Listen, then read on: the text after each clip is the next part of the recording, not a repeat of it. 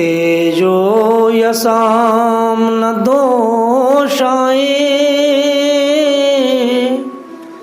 वहने सर्वभुजा यथा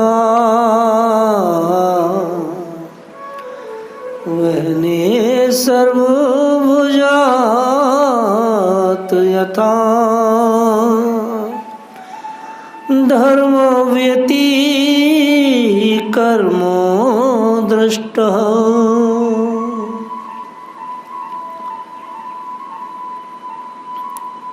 आचार्य सुखदेव ने श्रीमद् भागवत में बहुत ही सुंदर उत्तर दिया है महाराज परीक्षित को।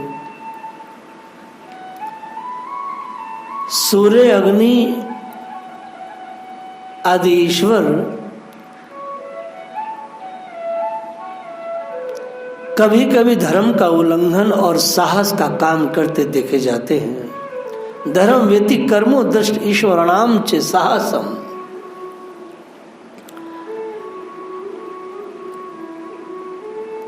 कभी कभी धर्म का उल्लंघन ऐसा होता है कि इन्होंने किया और बहुत बड़े बड़े साहस के काम कर जाते हैं लोग, परंतु उन कामों से उन तेजस्वी पुरुषों को कोई दोष नहीं होता। देखो अग्नि सब कुछ खा जाता है परंतु उन पदार्थों के दोष से लिप्त कभी नहीं होता।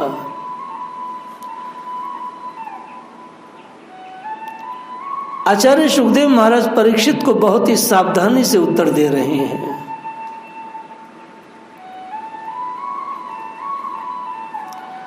अगर देखा जाए तो आचार्य गणों ने इस श्लोक पर जो टीका लिखी है कहा है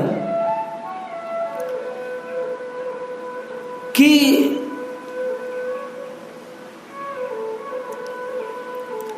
वह बहुत ही युक्ति से दे रहे हैं उत्तर। अनेक प्रकार की युक्तियां लगाई हैं इस उत्तर को देने में। इसकी व्याख्या हम कल से कर ही रहे हैं।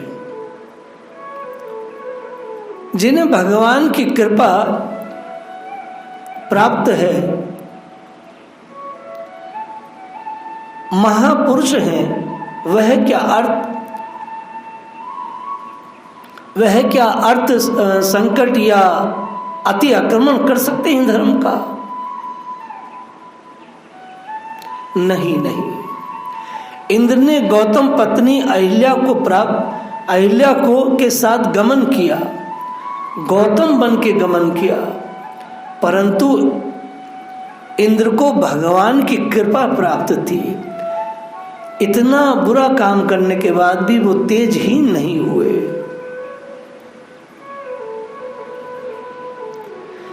बारात दिन में ही उठाकर ले गए थे बृहस्पति के सामने ही तारा को,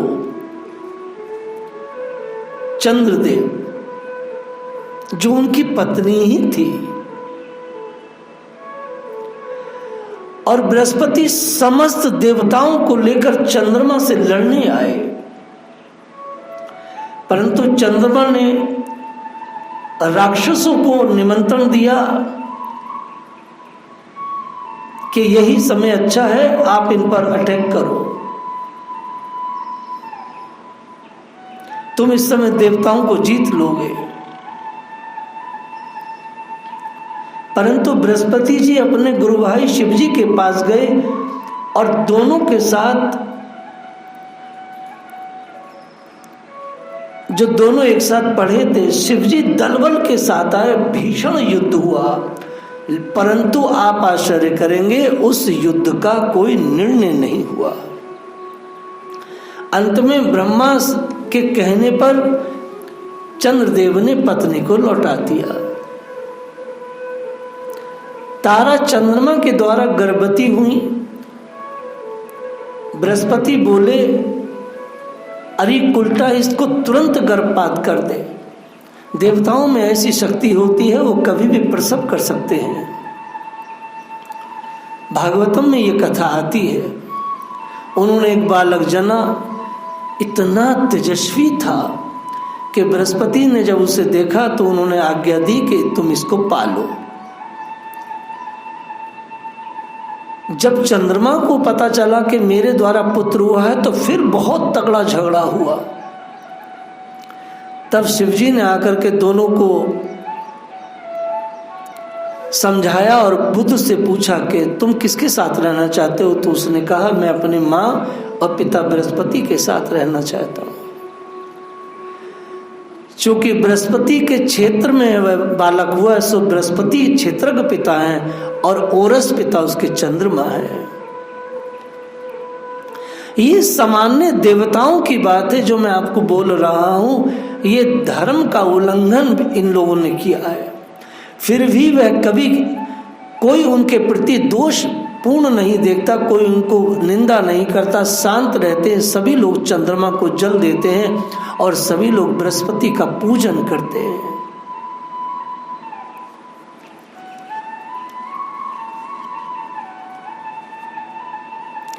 शास्त्र कहता है कभी भी जीव को किसी भी स्त्री का गमन नहीं करना चाहिए, वह भी जो पराई स्त्री हो, नहीं तो नरक पक्का है। परंतु कोई शिवजी के अलावा इस जहर को पी सकता है क्या? अगर कोई पिएगा तो मर जाएगा। इसलिए भगवान ने जो आचरण किया है वह कभी नहीं करना है, परंतु भगवान जो हमें आदेश देते हैं गीता जी के रूप में, वह हमें करना है।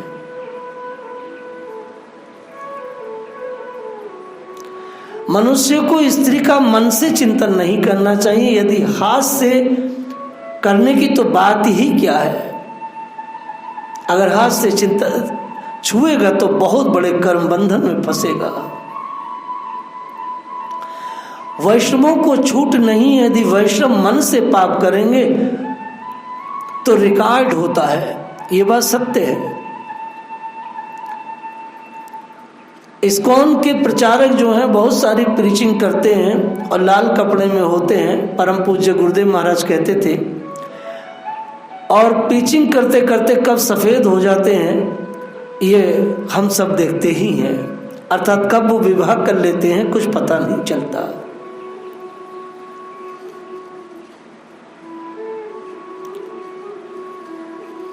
यहां शिव को कृष्ण के समकक्ष रख रहे हैं। शिवजी हलाहल पीकर मरे नहीं, बल्कि उनके तेज और उनका बल और बढ़ गया, उनका सौंदर्य और बढ़ गया और भगवान शिव नीलकंठ कहलाए। यह तो ईश्वर द्वारा शक्ति प्राप्त देवताओं की बात है। जो स्वयं ईश्वर है उनका तो यश कैसे धूमिल हो सकता है। कृष्ण तो इस लीला के बाद अत्यंत शोभायमान ही हुए।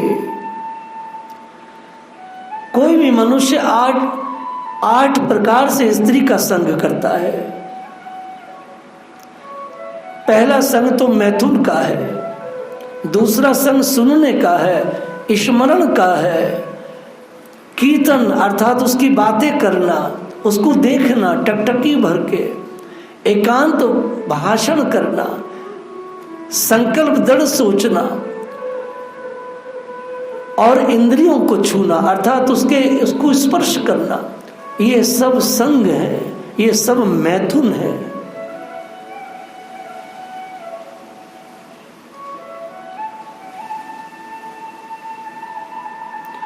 ईश्वर के वचन का पालन करना है, उनकी लीला का नहीं करना है। महापुरुषों के उपदेश का आचरण करना होता है। अब शिवजी सर्प लपेटे तो हम भी लपेटे। महाकालेश्वर उज्जैन में रोज ताजा मुर्जे की राख लगती है। परम पूज्य गुरुदेव उज्जैन जब गए महाकालेश्वर में, तो पुजारी ने जब उनको थोड़ा सा भस्म दिया तो महाराज शरीर ने नहीं लिया। स्पष्ट कहा कि ये भस्म केवल शिवजी को शोभित है, हमें नहीं।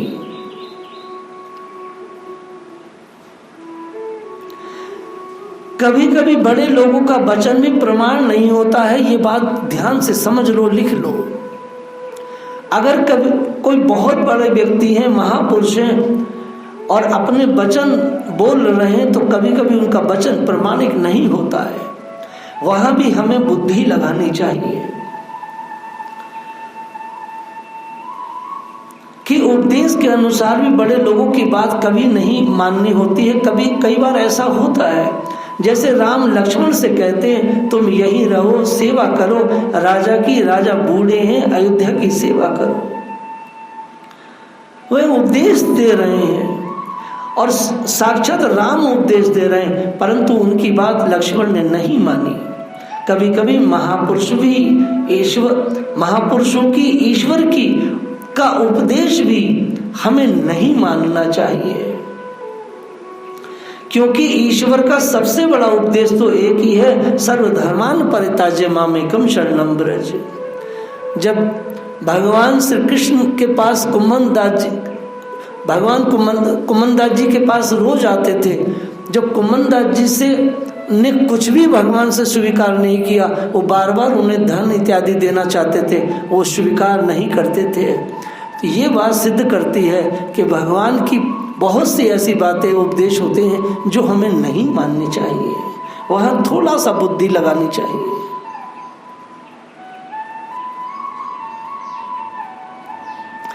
तेजस्वी पुरुष के आचरण में विशेष बात ये होती है कि वो निरअहंकारी होते हैं, वह किसी से ममता नहीं करते। निरअहंकारी का सबसे बड़ा जो सिम्टम्स है वह किसी से ममता नहीं करता।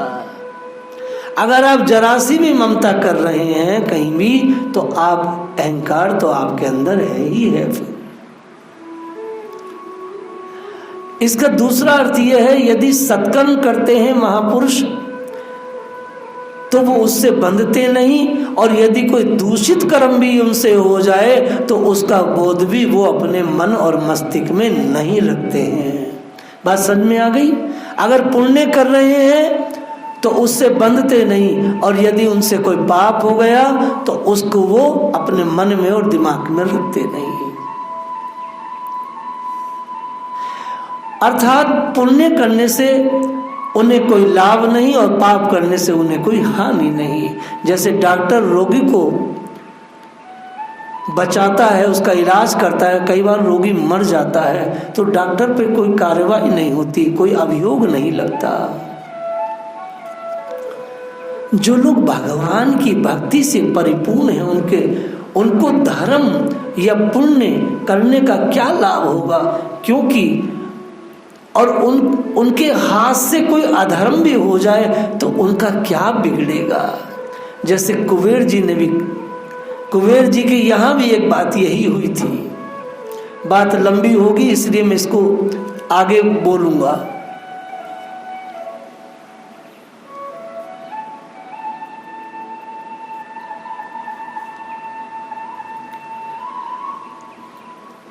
इसलिए श्री गोपियों का जो चरित्र है, भगवान ने जो व्यवस्थित किया, भगवान ने जो दिया हमें,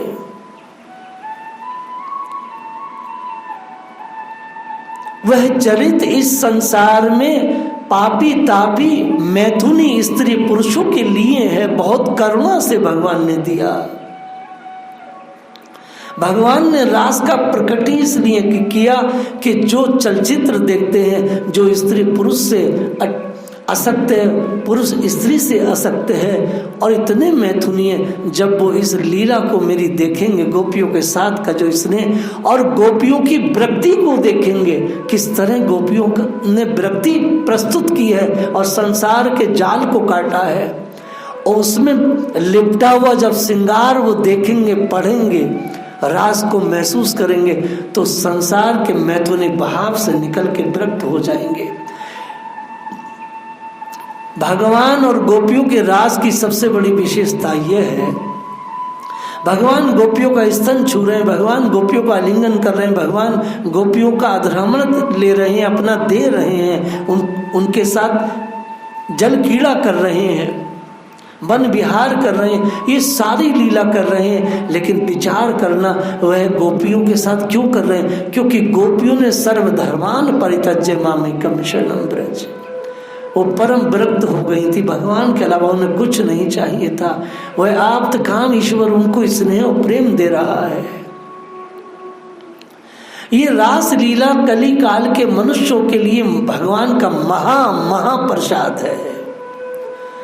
वास्तव में खुद मेरा अनुभव भी है, वो नंगे चलचित्र देखने वाले लोग जब इस रास में विरक्ति भाव से बैठेंगे तो जन्म जन्मांतर की वासना स्त्री को पुरुष की छूने की और पुरुष को स्त्रियों को छूने की नष्ट हो जाएगी। वास्तव में ये महादान है भगवान का। ऐसे भगवान जिन्होंने इतनी करुणा करके इतने साहस का काम किया, उन्होंने अपना ये भी विचार नहीं किया कि मैं कलंकित हो जाऊंगा। भगवान ने देवताओं के काम को बनाने के लिए अपने यश को भी दांव पे लगा दिया और वो छोटे से बटु ब्राह्मण बनकर के बलि के पास भिक्षा मांगने पहुंच गए। वो ईश्वर जिसका जर्रा जर्रा, जिसका एक एक कण उसी का है, वो सबका मालिक है, वो मालिक भिक्षा मांगने पहुंच गया। भगवान ने अपनी इतनी बड़ी कीर्ति को कलंकित किया भिक्षा मांग के। किस लिए? ये बहुत बड़े साहस का काम था। भगवान ने विंदा देवी जो जलांधर की पत्नी थी उसको उभारा, जलांधर को मारा और जलांधर का स्वरूप बना करके उसके पतिव्रता भाव को भंग किया। ये उनका बहुत बड़ा साहस था। उन्होंने अपनी कीर्ति को कलंकित किया कई बार, जीवों के उद्धार के लिए, धरती पर अमन शांति के लिए। कितना उनका दया है, भगवान का इतना बड़ा साहस, भगवान की इतनी बड़ी दया कि उन्होंने कामुक स्त्री पुरुषों की स्थिति को खुद उसको जी करके दिखाया। लेकिन किन के साथ जी के दिखाया? जो परम विरक्त थी, जो मैथुनी भाव से ऊपर थी, उन आत्मस्वरूप स्त्रियों के साथ भगवान ने बहुत बड़े साहस का काम किया। धर्म व्यति कर्मो दृष्टम ईश्वरणाम चे साहसम। भगवान और बड़े बड़े महापुरुष कभी कभी साहस का काम कर जाते हैं और अधर्म दिखाई देता है, परंतु भैया वो अधर्म नहीं है।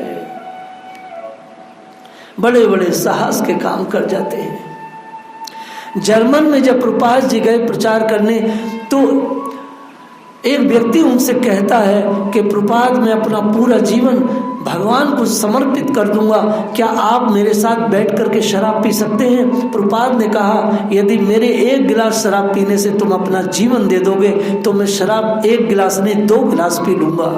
और प्रभुपाद शराब को लेकर के पीने लगे। तत्काल एकदम से वो गिर गया और उसने अपना जीवन दे दिया। ये साहस है। बड़े बड़े महापुरुष साहस का काम कर जाते हैं। तो भगवान ने जीवों के कल्याण के लिए अत्यंत करुणा में डूब करके इस रास का आयोजन किया। वो जानते थे कि लोग मेरी निंदा करेंगे, क्योंकि भगवान ने अपनी ईश्वरता को प्रकट किया। बार बार कहा जा रहा है कि अच्युत हैं, उनका शुक्र नहीं गिरा। कोई स्त्रियों के साथ बैठ भी जाएगा, लेट भी जाएगा तो कोई इतना पौरुष वाला नहीं जो उसका वीर स्खलन नहीं होगा, लेकिन वो अच्युत है।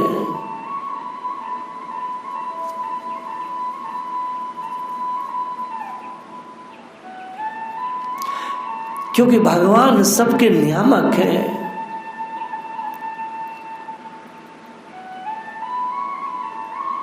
यदि भगवान ने पर स्त्री समागम भी किया है, अर्थात उनके साथ नृत्य इत्यादि भी किया है, तब भी वह निरपेक्ष है।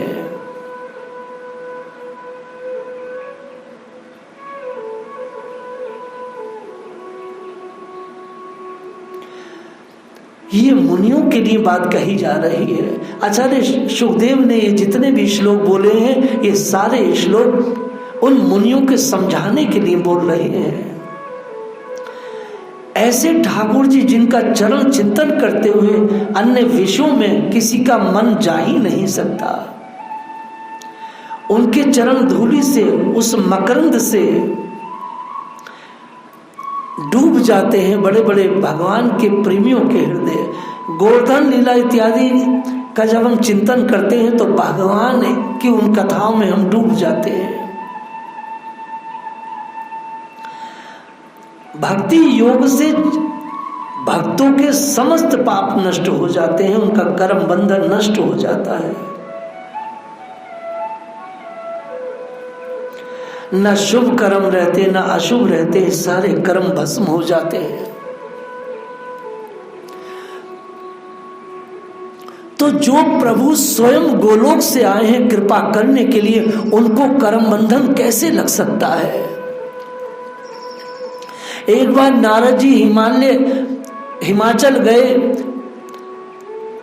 पार्वती के पिता के पास।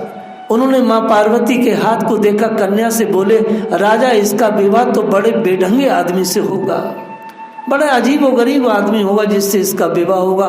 हिमाचल ने कहा, महाराज पूरी बात बताओ। बोले, ना उसका घर होगा, ना उसके पास कपड़े होंगे, और ना ही वो नहाता धोता होगा, वो तो अजीब ढंग का होगा। ऐसे बेढंगे आदमी से तुम्हारी राजकुमारी का विवाह होगा।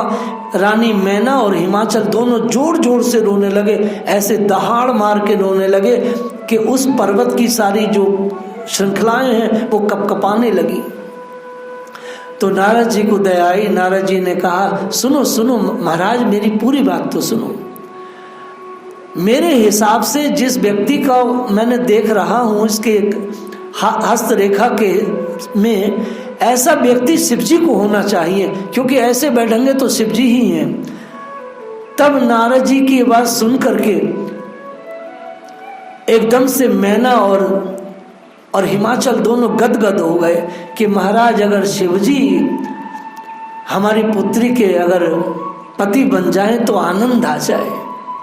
तो नारद जी बोले, महाराज ऐसे नहीं मिलेंगे आपको, आपके दामाद वो ऐसे नहीं बन पाएंगे, उसके लिए आपकी बेटी को बहुत बड़ा तप करना होगा। तब नारद जी माँ पार्वती को तप में लगा कर के चले आए। अब देखिए, ये दो उदाहरण मैंने दिए। भगवान विष्णु सांपों की सैया पर सोते हैं, तब भी लोग उन्हें बड़े शोभायमान कहते हैं कि भगवान, अभी कोई व्यक्ति अपने बिस्तर पर सांपों की सैया बना करके सोएगा तो अच्छा लगेगा? आपसे मैं पूछना चाहता हूँ। लोग कहेंगे, अरे पागल बाबा है, देखो सांप अपने बिस्तरों पर रख करके सोता है। लेकिन सांप पर सोने के बाद भी भगवान नारायण को सब लोग कहते हैं, आहा, भगवान शीश सागर पर नाग पर सो रहे हैं। शिवजी नाग और बिच्छू लपेटे फिरते हैं, भभूत लगाए फिरते हैं, तब भी भगवान आशुतोष को सब लोग नमस्कार करते हैं कि क्या स्वरूप है शिव जी का, कितने सुंदर लग रहे हैं भगवान शिव। अगर सामान्य कोई व्यक्ति ऐसे सांप बांप डाले फिरेगा और किसी के घर पे भिक्षा मांगने जाएगा तो लोग कहेंगे, बाबा आगे बढ़ जाइए, सांप लेके मत आनो, हमारे बच्चे डरे आते हैं।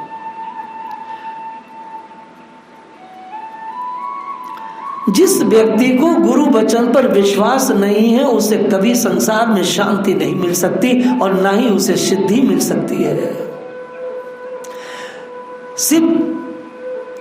शिव में बहुत बहुत दुर्गुण दिखाई देते हैं, लेकिन वो सारे के सारे दुर्गुण उनके भूषण हैं।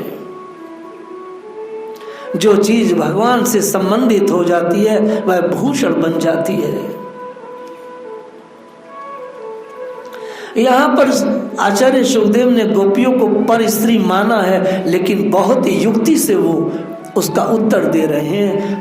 हमने रास पर कुछ भारतीय दर्शन के अनुसार आप लोगों से चर्चा की, आगे की चर्चा हम लोग कल करेंगे। जय श्री राधे।